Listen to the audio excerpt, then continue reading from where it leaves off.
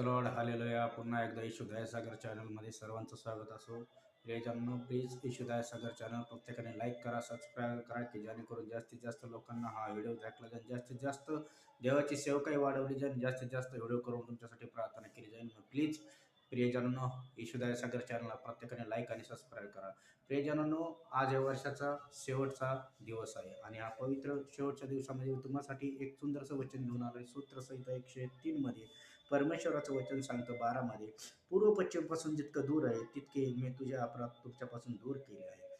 जसा बाप आपल्याबरोबर ममता करतो तसा परमेश्वराच्या भय धरण्यावर तो ममता करतो, कारण तो आमच्या प्रकृती जाणतो. आम्ही केवळ माती आहोत ते आठवतो.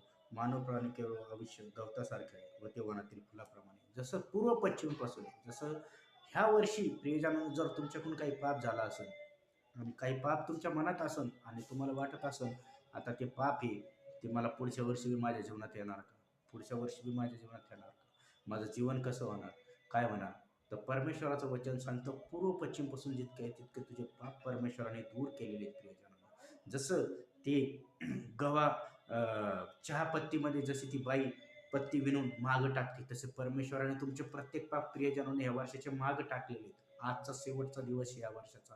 आजच्या दिवशी तुम्ही जे काही पाप केलं असेल त्याचा पश्चाताप करा. परमेश्वराने तुमचे पाप मागे टाकलेले ते पाप परत स्मरण करू नका, कारण की परमेश्वर स्वतः म्हणतो जसं पूर्व पश्चिमपासून दूर आहे तितकं मी तुझ्यापासून दूर केलंय, तर तू कशाला ते पाप आठवतो, पाप आठवू नको.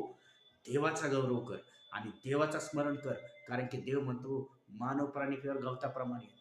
ते आज खुश आहे जसं गवत सुकतं, कारण की देवाने तुम्हाला आपल्या हाताने मिळवलंय, हाताने बनवलंय. प्रियजनांनो, आज जरी तुम्ही पापी असाल, दुःखी असाल, तरी येशूला आज तुमच्या अंतःकरणात हृदयात घ्या. आज येशू तुमच्यावर प्रेम करतोय आणि येशू तुमचे सर्व पाप देखील क्षमा करतोय. ह्या वर्षाला तुमचे सर्व पाप येशूच्याच नावात सर्व क्षमा झालेले.